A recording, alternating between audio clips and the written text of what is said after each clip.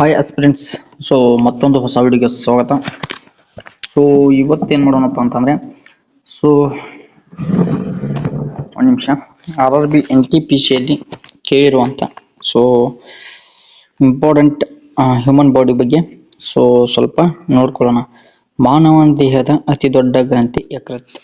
So ಇಲ್ಲಿ ಕಾಣ್ತಾ ಇದೆ, ನೋಡ್ತಿರ್ಬೋದು ನೀವು.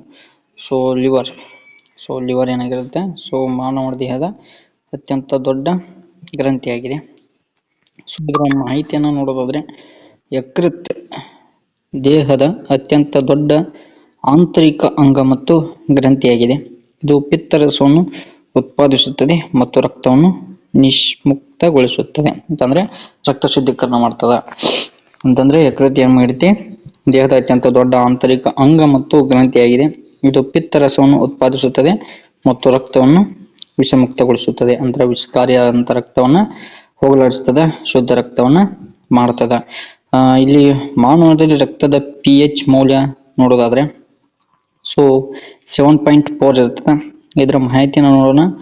ರಕ್ತ ಸ್ವಲ್ಪ ಕ್ಷಾರೀಯ ಗುಣವನ್ನು ಹೊಂದಿದೆ. ಅಂತಂದ್ರೆ ಏನ, ಬೇಸಿಕ್ ಆಗಿ ರಕ್ತವು ಸ್ವಲ್ಪ ಕ್ಷಾರೀಯ ಗುಣವನ್ನು ಹೊಂದಿದೆ. 7ಕ್ಕಿಂತ ಕಡಿಮೆ ಇದ್ದರೆ ಆಮ್ಲೀಯ, 7 ತಟಸ್ಥ ಮತ್ತು 7ಕ್ಕಿಂತ ಹೆಚ್ಚು ಇದ್ದರೆ ಕ್ಷಾರೀಯ. ಅಂತಂದ್ರೆ 7 ಇತ್ತಂದ್ರೆ 7ಕ್ಕಿಂತ ಕಡಿಮೆ ಇದ್ರೆ ಆಮ್ಲೀಯ ಅಂತ ಅನ್ಬೋದು. 7 ಇತ್ತಂದ್ರೆ ತಟಸ್ಥ ಮತ್ತು 7ಕ್ಕಿಂತ ಹೆಚ್ಚಿದ್ರೆ ಏನಾಗ್ತದೆ, ಕ್ಷಾರೀಯ. ಅಂತಂದ್ರೆ 7.4 ರಕ್ತದ pH ಮೌಲ್ಯ 7.4 ಆಗಿದೆ, ಇದು ಕ್ಷಾರೀಯ.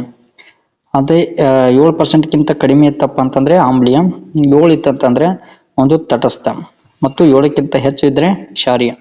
ಜೀವಕೋಶದ ಶಕ್ತಿ ಕೇಂದ್ರ ಮೈಟೋಕಾಂಡ್ರಿಯಾ. ಸೊ ನಾನು ಮುಂಚೆ ಮಾಡಿದ ವಿಡಿಯೋದಲ್ಲಿ ಒಂದು ಟಾಪ್ 50 ಕ್ವಶನ್ ತಗೊಂಡ್ಬಂದಿದ್ದೆ ಸೆಲ್ ಮತ್ತು ಫಂಕ್ಷನ್ಸ್ ಮೇಲೆ. ಸೊ ಅದರಲ್ಲಿ ಈ ಕ್ವಶನ್ ಬಂದಿತ್ತು, ಜೀವಕೋಶದ ಶಕ್ತಿ ಕೇಂದ್ರ ಮೈಟೋಕಾಂಡ್ರಿಯಾ. ಇದ್ರ ಬಗ್ಗೆ ಮಾಹಿತಿಯನ್ನು ನೋಡಿದ್ರೆ, ಇದು ಆಹಾರವನ್ನು ಶಕ್ತಿಯಾಗಿ ಪರಿವರ್ತಿಸುವುದರಿಂದ ಇದನ್ನು ಜೀವಕೋಶದ ಪವರ್ ಹೌಸ್ ಎನ್ನುತ್ತಾರೆ. ಜೀವಕೋಶದ ಪವರ್ ಹೌಸ್ ಅಂತಾನೂ ಕರೆಯುತ್ತದೆ. ಯಾವ್ದನ್ನ, ಜೀವಕೋಶದ ಶಕ್ತಿ ಕೇಂದ್ರ ಮೈಟೋಕಾಂಡ್ರಿಯಾನ ಇದು ಪವರ್ ಹೌಸ್ ಅಂತಾನೂ ಕರೆಯುತ್ತಾರೆ. ಯಾಕಪ್ಪ ಅಂತಂದ್ರೆ ಇದು ಆಹಾರವನ್ನು ಶಕ್ತಿಯಾಗಿ ಪರಿವರ್ತಿಸಿದ. ಸೊ ನಾವು ಊಟ ಮಾಡ್ತೀವಿ, ಸೊ ಅದನ್ನ ಶಕ್ತಿಯಾಗಿ ಪರಿವರ್ತಿಸೋದು ಮೈಟೋಕಾಂಡ್ರಿಯಾ. ಸೊ ಅದಕ್ಕೆ ಇದನ್ನ ಏನ್ ಮಾಡ್ತೀವಿ, ಪವರ್ ಹೌಸ್ ಅಂತ ಕರಿತೀವಿ. ಸೊ ನಾವು ಆಹಾರ ತಿಂದ ತಕ್ಷಣ ಅದು ಜೀರ್ಣ ಮಾಡೋದಾಗ್ಲಿ, ಸೊ ಇದೆಲ್ಲ ಸ್ವಲ್ಪ ಇರುತ್ತೆ. ಸೊ ಅದನ್ನ ಶಕ್ತಿಯಾಗಿ ಪರಿವರ್ತನೆ ಮಾಡುತ್ತಂತಂದ್ರೆ ಅದು ಮೈಟೋಕಾಂಡ್ರಿಯಾ. ಸೊ ಮಾನವನ ದೇಹದ ಅತಿ ಉದ್ದವಾದ ಮೂಳೆ ನಿಮ್ಗೆಲ್ಲ ಗೊತ್ತಿರೋ ಹಾಗೆ ಫೀಮರ್. ಸೊ ಇಲ್ಲಿ ಕಾಣ್ತಾ ಇದೆ, ನೋಡ್ತಾ ಇರ್ಬೋದು. ಸೊ ಫೀಮರ್, ಸೊ ಬೋನ್ ಯಾವ ರೀತಿಯಾಗಿದೆ, ನೆಕ್ ಯಾವ ರೀತಿಯಾಗಿದೆ, ಫೋವಿಯಾ ಕ್ಯಾಂಪ್ಟಸ್ ಆಗಿದೆ, ಹೆಡ್ ಆಗಿದೆ. ಸೊ ಹೆಡ್ ಅಂತಂದ್ರೆ ತಲೆ ಅಲ್ಲ. ಸೊ ಇಲ್ಲಿ ಫೀಮರ್ ಅಲ್ಲಿ ಬರುವಂತ ಒಂದು ಹೆಡ್. ಸೊ ಇದನ್ನೆಲ್ಲ ನೀವು ನೋಡ್ಕೊಳ್ಬೇಕಾಗುತ್ತೆ. ಸೊ ಇದ್ರ ಬಗ್ಗೆ ಏನು ಹೆಚ್ಚಿಗೆ ಜಾಸ್ತಿ ಪ್ರಶ್ನೆ ಕೇಳಲ್ಲ ಅನ್ಸುತ್ತೆ. ಸೊ ಒಟ್ಟಲ್ಲಿ ನೋಡ್ಕೋತಾ ಇರ್ಬೇಕು. ಇದ್ರ ಬಗ್ಗೆ ಮಾಹಿತಿ ನೋಡೋದಾದ್ರೆ, ಇದು ತೊಡೆಯ ಮೂಳೆಯಾಗಿದ್ದು, ಅಂದ್ರೆ ಫೀಮರ್ ಏನಾಗಿದೆ, ತೊಡೆಯ ಮೂಳೆ. ದೇಹದ ಅತಿ ಬಲಿಷ್ಠ ಮತ್ತು ಉದ್ದವಾದ ಮೂಳೆಯಾಗಿದೆ. ಏನಾಗಿದೆ ಇದು, ದೇಹದ ಅತಿ ಬಲಿಷ್ಠ ಮತ್ತು ಉದ್ದವಾದ ಮೂಳೆಯಾಗಿದೆ. ನೆಕ್ಸ್ಟ್ ಕ್ವಶನ್ ನೋಡೋದಾದ್ರೆ, ರಕ್ತ ಹೆಪ್ಪುಗಟ್ಟಲು ಸಹಾಯ ಮಾಡುವ ಜೀವಕೋಶಗಳು ಪ್ಲೇಟ್ಲೆಟ್ಗಳು. ಯಾವುದು ರಕ್ತ ಹೆಪ್ಪುಗಟ್ಟಲು ಸಹಾಯ ಮಾಡಲು ನಾವು ಆಗ್ಲೇ ನೋಡಿದೀವಿ, ಮುಂಚೆನೂ ನೋಡಿದೀವಿ. ಬಟ್ ಈಗ ಹ್ಯೂಮನ್ ಬಾಡಿಯಲ್ಲಿ ಇದು ಹಲವಾರು ಪ್ರಶ್ನೆಗಳು ಬಂದಿವೆ. ಸೊ ಹೆಚ್ಚಿಗೆ ಪ್ರಶ್ನೆ ಒಂದು 10-12 ಕ್ವಶನ್ ಅದರಲ್ಲಿ ಬಿಟ್ಟು ಮತ್ತೆ ಬೇರೆ ಪ್ರಶ್ನೆಗಳು ಇಲ್ಲಿ ಬರುತ್ತೆ. ಸೊ ನೀವು ನೋಟ್ ಮಾಡ್ಕೋದಿದ್ರೆ ನೋಟ್ ಮಾಡ್ಕೊಳ್ಳಿ.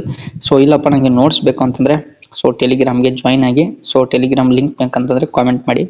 ಓಕೆ, ಪ್ಲೇಟ್ಲೆಟ್ಗಳು ಇದು ಎದಕ್ಕೆ ಯೂಸು, ರಕ್ತ ಹೆಪ್ಪುಗಟ್ಟಲು ಸಹಾಯ ಮಾಡುವ ಜೀವಕೋಶಗಳು ಪ್ಲೇಟ್ಲೆಟ್ಗಳು ಅಂತ ಗೊತ್ತಾಯಿತು. ಇದರ ಮಾಹಿತಿ ನೋಡೋದಾದ್ರೆ, ಗಾಯವಾದಾಗ ರಕ್ತಸ್ರಾವವಾಗದಂತೆ ತಡೆಯಲು ಈ ಜೀವಕೋಶಗಳು ಜಾಲದಂತೆ ಕೆಲಸ ಮಾಡುತ್ತವೆ. ಸೊ ಸಡನ್ ಆಗಿ ಈಗ ಏನೋ ಗೊತ್ತಪ್ಪ, ನಿಮ್ಗೆ ಒಂದ್ ಸ್ವಲ್ಪ ಗಾಯ ಆಯ್ತು, ಸೊ ರಕ್ತಸ್ರಾವ ಜಾಸ್ತಿ ಆಗ್ತಾ ಇರುತ್ತೆ. ಸೊ ಒಂದು 10 ನಿಮಿಷ ಅದು ಆಗುತ್ತೆ, ಆಮೇಲೆ ಪ್ಲೇಟ್ಲೆಟ್ಗಳು ಕೆಲಸ ಮಾಡಲು ಪ್ರಾರಂಭ ಮಾಡುತ್ತೆ. ಆಮೇಲೆ ಏನ್ ಮಾಡುತ್ತೆ, ರಕ್ತ ನಿಧಾನವಾಗಿ ನಿಲ್ತಾ ಹೋಗುತ್ತೆ. ಸೊ ಅದಕ್ಕೆ ಸಹಾಯ ಮಾಡೋದು ಯಾವುದು, ಪ್ಲೇಟ್ಲೆಟ್ಗಳು. ಓಕೆ, ಅಂದ್ರೆ ರಕ್ತ ಹೆಪ್ಪುಗಟ್ಟುವಿಕೆ ಅಂತಂದ್ರೇನೆ ಫ್ರೀಜ್ ಆಗಲ್ಲ. ಸೊ ತಡೆಗಟ್ಟುತ್ತೆ ರಕ್ತನ ಹೆಪ್ಪುಗಟ್ಟುವಿಕೆ ಅಂತಂದ್ರು ಒಂದೇ. ಸೊ ಅದರ ಭಾಷೆಯಲ್ಲಿ, ಸೈನ್ಸ್ ಭಾಷೆಯಲ್ಲಿ ಹೆಪ್ಪುಗಟ್ಟಲು ಸಹಾಯ ಮಾಡುವ ಜೀವಕೋಶ ಪ್ಲೇಟ್ಲೆಟ್ಗಳು. ನೆಕ್ಸ್ಟ್, ಇರುಳು ಗುರುಡುತನ ವಿಟಮಿನ್ ಎ ಕೊರತೆಯಿಂದ ಬರುತ್ತದೆ. ಅದು ನಿಮಗೆಲ್ಲ ಗೊತ್ತು. ಕಣ್ಣಿನ ರೋಗಕ್ಕೆ ವಿಟಮಿನ್ ಎ ಅತಿ ಅವಶ್ಯಕ. ಸೊ ನೀವು ನೋಡ್ತಾ ಇರ್ಬೋದು, ಈಗ ಕಣ್ಣು ಏನಾದ್ರು ತೊಂದರೆ ಆಯ್ತಂತಂದ್ರೆ ವಿಟಮಿನ್ ಎ ಇರುವಂತ ಫುಡ್ಸ್ ನ ತಿಂದ್ರೆ ಸೊ ಕಣ್ಣು ಚೆನ್ನಾಗಿರುತ್ತೆ. ಇದರ ಕೊರತೆಯಿಂದ ಕಡಿಮೆ ಬೆಳಕಿನಲ್ಲಿ ಕಾಣಿಸದಿರುವ ಸಮಸ್ಯೆ ಉಂಟಾಗುತ್ತದೆ. ಅಂದ್ರೆ ಸೊ ಈಗ ಆದಂಗೆ ಅಂತಂದ್ರೆ ಸಂಜೆ 6 ಮೇಲಾದಂಗೆ ನಿಮಗೆ ಸ್ವಲ್ಪ ಕಣ್ಣು ಮಂಜಾಗ್ತಾ ಹೋಗುತ್ತೆ. ಸೊ ಇದಕ್ಕೆ ಇರುಳು ಗುರುಡುತನ ಅಂತೀವಿ. ಮಾನವನ ದೇಹದ ಅತಿ ದೊಡ್ಡ ಅಂಗ ಚರ್ಮ. ನಿಮ್ಗೆಲ್ಲ ಗೊತ್ತಿರುವಂಗೆ ಮಾನವನ ದೇಹದ ಅತಿ ದೊಡ್ಡ ಅಂಗ ಚರ್ಮ. ಸೊ ಇಲ್ಲಿ ನೋಡ್ತಾ ಇರ್ಬೋದು, ಮಾನವನ ದೇಹದ ಚರ್ಮದ ಮೇಲೆ ಕೂದಲಿರುತ್ತೆ, ಆಮೇಲೆ ಸ್ವೆಟ್ ಫೋಲ್ ಇರುತ್ತೆ. ಸೊ ಇದನ್ನೆಲ್ಲ ನೀವು ನೋಡ್ತಾ ಇರ್ಬೇಕು. ಸೊ ಈಗ ಹೇಳುವಷ್ಟು ಟೈಮ್ ಇಲ್ಲ, ಸೊ ನಿಮಗೆ ನೋಟ್ ಮಾಡ್ತಾ ಇದ್ದೀನಿ. ಸೊ ಸ್ಕ್ರೀನ್ಶಾಟ್ ತೊಗೊಂಡು ನೀವು ನೋಡ್ಕೋಬಹುದು. ಓಕೆನಾ. ಸೊ ನೆಕ್ಸ್ಟ್ ಹೋಗೋದಾದ್ರೆ ಇದ್ರ ಬಗ್ಗೆ ಮಾಹಿತಿ ನೋಡೋಣ. ಚರ್ಮವು ಇಡೀ ದೇಹವನ್ನು ಆವರಿಸಿರುವ ಹೊರಗಿನ ರಕ್ಷಣಾತ್ಮಕ ಅಂಗವಾಗಿದೆ. ಅಂತಂದ್ರೆ ನಮ್ಮ ದೇಹದ ಒಳಗೆ ಏನು ಪಾರ್ಟ್ಸ್ ಇದಲ್ಲ, ಸೊ ಅದಕ್ಕೆಲ್ಲ ರಕ್ಷಣಾತ್ಮಕ ಅಂಗವಾಗಿರೋದು ನಮ್ಮ ಚರ್ಮ. ಸೊ ರಕ್ತವನ್ನು ಶುದ್ಧೀಕರಿಸುವ ಅಂಗ ಯಾವುದಂತಂದ್ರೆ ಕಿಡ್ನಿ. ಸೊ ಇಲ್ಲಿ ನೋಡ್ತಾ ಇರ್ಬೋದು ಕಿಡ್ನಿನ. ಸೊ 2 ಸೈಡ್ ಇರುತ್ತೆ, ಒಂದು ಕಿಡ್ನಿ ಹಾಳಾದ್ರೆ ಒಂದು ಕಿಡ್ನಿ ಇದ್ರೆ ಬದುಕ್ತೀವಿ ಅಂತೀವಿ. So 2 kidney important. So right ಅಲ್ಲಿ ಮತ್ತೆ ಲೆಫ್ಟ್ ಅಲ್ಲಿ ಇರುತ್ತೆ. So right kidney, left kidney. So right renal, left ರೆಂಟಿ. ಸೊ ಇದನ್ನೆಲ್ಲ ನೋಡ್ಕೋಬೇಕು. ಸೊ ಇದ್ರ ಬಗ್ಗೆ ಹೆಚ್ಚಿಗೆ ಈಗೇನು ಹೇಳೋದು ಬೇಡ. ಸೊ ಜಸ್ಟ್ ಕ್ವಶನ್ಸ್ನ ನೋಡ್ತಾ ಹೋಗೋಣ. ಮಾಹಿತಿ. ರಕ್ತದಲ್ಲಿ ಕಲ್ಮಶಗಳನ್ನು ಸೂಸಿ ಮೂತ್ರದ ಮೂಲಕ ಹೊರಹಾಕುವ ಕೆಲಸವನ್ನು ಕಿಡ್ನಿಗಳು ಮಾಡ್ತವೆ. ಅಂತಂದ್ರೆ ಏನೋ ನಮ್ಮ ರಕ್ತದಲ್ಲಿ ಹೊಲಸು ಇತ್ತಪ್ಪ ಅಂತಂದ್ರೆ, ಕಲ್ಮಶ ಇತ್ತಪ್ಪ ಅಂತಂದ್ರೆ ಅದನ್ನ ಮೂತ್ರದ ಮೂಲಕ ಹೊರಗಾಕಕ್ಕೆ ಸಹಾಯ ಮಾಡೋದು ನಮ್ಮ ಕಿಡ್ನಿ. ಓಕೆ. ಇನ್ಸುಲಿನ್ ಸ್ರವಿಸುವ ಅಂಗ ಮೆದೋಜಿರಕ್ ಗ್ರಂಥಿ. ಸೊ ಮೆದೋಜಿರಕ್ ಗ್ರಂಥಿ ನೀವು ನೋಡಿರ್ತೀರಾ. ಸೊ ಇದೆ ಅಂತ ಗೊತ್ತಿರಲ್ಲ. ಸೊ ನೋಡ್ಬೋದು, ಹೆಡ್ಡು, ಅದರ ಕುತ್ತಿಗೆ, ಬಾಡಿ, ಟೇಲ್, ಓನಿಕ್ ನಿಮಗೆ ಗೊತ್ತಿರುತ್ತೆ ಅನ್ಕೊಳ್ತೀನಿ. ಸೊ ಇದ್ರ ಬಗ್ಗೆ ಹೆಚ್ಚಿಗೆ ಮಾತಾಡಕ್ ಹೋಗಲ್ಲ. ಸೊ ಸರಿ, ಮಾಹಿತಿ. ಇದು ರಕ್ತದಲ್ಲಿನ ಸಕ್ಕರೆ ಅಂಶವನ್ನು ನಿಯಂತ್ರಿಸುವ ಇನ್ಸುಲಿನ್ ಹಾರ್ಮೋನ್ ಉತ್ಪಾದಿಸುತ್ತದೆ. ದೇಹದ ಅಂದ್ರೆ ಸಕ್ಕರೆ ಅಂಶವನ್ನು ನಿಯಂತ್ರಿಸುವ ಅಂದ್ರೆ ಸಕ್ಕರೆ ಕಾಯಿಲೆ ಬರದಂಗೆ ತಡೆಯುವಂಥದ್ದು ಅಂತ ಯಾವ್ದಪ್ಪ ಅಂತಂದ್ರೆ ಅದು ಮೆದೋಜಿರಕ್ ಗ್ರಂಥಿ. ದೇಹದ ಸಮತೋಲನ ನಿಯಂತ್ರಣ ಅಂದ್ರೆ ದೇಹದ ಸಮತೋಲನ ನಿಯಂತ್ರಣ ಮಾಡೋದು ಸೆರೆಬೆಲಮ್. ಸೊ ಇದು ಮೆದುಳಿನ ಹಿಂಭಾಗದಲ್ಲಿದ್ದು ನಾವು ನಡೆಯುವಾಗ ಅಥವಾ ಓಡುವಾಗ ದೇಹದ ಸಮತೋಲನ ಕಾಪಾಡುತ್ತೆ. ಅಂತಂದ್ರೆ ನಾವು ಓಡುವಾಗಲಿ ನಡೆಯುವಾಗಲಿ ದೇಹದ ಸಮತೋಲನ ಅಂತಂದ್ರೆ ಏರುಪೇರು ಆಗದಂತೆ ಕಾಪಾಡೋದು ಯಾವುದು ಸೆರೆಬೆಲಮ್. ಅದು ತಲೆಯಲ್ಲಿರುತ್ತೆ, ದೇಹದ ಸಮತೋಲನ ನಿಯಂತ್ರಣ ಮಾಡುತ್ತದೆ. ಅದು ಒಂದು ಮೆದುಳಿನ ಹಿಂಭಾಗದಲ್ಲಿರುತ್ತೆ. ಆಯ್ತಾ. ಕೆಂಪು ರಕ್ತದ ಕಣಗಳ ಆಯಸ್ಸು 120 ದಿನಗಳು. ಮೂಳೆ ಮಜ್ಜೆಯಲ್ಲಿ ಉತ್ಪತ್ತಿಯಾಗುವ RBCಗಳು 120 ದಿನಗಳ ನಂತರ ಕುಲ್ಮದಲ್ಲಿ ನಾಶವಾಗುತ್ತವೆ. ಅಂತಂದ್ರೆ 120 ದಿನ ಆದ್ಮೇಲೆ ಏನ್ ಮಾಡುತ್ತೆ, ಹೊಸ ಬ್ಲಡ್ ಬರುತ್ತೆ, ಆಮೇಲೆ ಇದಾಗುತ್ತೆ. ಸೊ ಅದು ಉತ್ಪತ್ತಿ ಆಗೋದು ಕುಲ್ಮ ಆಗುತ್ತೆ, ಅಂದ್ರೆ ಮರೆ ಆಗುತ್ತೆ. ರಕ್ತದ ಗುಂಪುಗಳ ಸಂಶೋಧಕ ಯಾರಪ್ಪ ಅಂತಂದ್ರೆ ಕಾರ್ಲ್ ಲ್ಯಾಂಡ್ಸ್ಟೈನರ್ ರಕ್ತದ ಗುಂಪುಗಳ ಸಂಶೋಧಕ. ಇದು ಮಾಹಿತಿ. ಇವರು 1900ರಲ್ಲಿ A, B ಮತ್ತು O ರಕ್ತದ ಗುಂಪುಗಳನ್ನು ವರ್ಗೀಕರಿಸಿದರು. ಮಾಸ್ಟರ್ ಗ್ರಂಥಿ, ಪಿಟ್ಯುಟರಿ ಗ್ರಂಥಿ. ಮಾಸ್ಟರ್ ಗ್ರಂಥಿ ಅಂತಾರೆ ಪಿಟ್ಯುಟರಿ ಗ್ರಂಥಿ. ಸೊ ಇಲ್ಲಿ ನೋಡ್ತಾ ಇರ್ಬೋದು ಪಿಟ್ಯುಟರಿ ಗ್ರಂಥಿ ಯಾವ ರೀತಿ ಆಗಿದೆ ಅಂತ. ಸೊ ನೆಕ್ಸ್ಟ್ ನೋಡೋಣ. ಇಷ್ಟೇ ಇದ್ರು ತುಂಬಾ ಕೆಲಸ ಮಾಡುತ್ತೆ, ಯಾಕಂದ್ರೆ ನೆನಪಿನ ಶಕ್ತಿ ಅದರಿಂದನೇ ಬರೋದು ನಮಗೆ. ಇದು ಮೆದುಳಿನ ಬುಡದಲ್ಲಿದ್ದು ದೇಹದ ಇತರ ಎಲ್ಲಾ ಗ್ರಂಥಿಗಳ ಕಾರ್ಯವನ್ನು ನಿಯಂತ್ರಿಸುತ್ತದೆ. ಪೋಷಕಾಂಶಗಳ ಹೀರುವಿಕೆ ಯಾವ್ದು ಮಾಡುತ್ತಪ್ಪ ಅಂತಂದ್ರೆ ಸಣ್ಣ ಕರಳು. ಸೊ ಸಣ್ಣ ಕರಳು, ದೊಡ್ಡ ಕರಳು ನೋಡಿದ್ರ. ಸೊ ಸಣ್ಣ ಕರಳು ಏನ್ ಮಾಡುತ್ತೆ, ಪೋಷಕಾಂಶಗಳನ್ನ ಹೀರಿಕೊಳ್ಳುತ್ತೆ.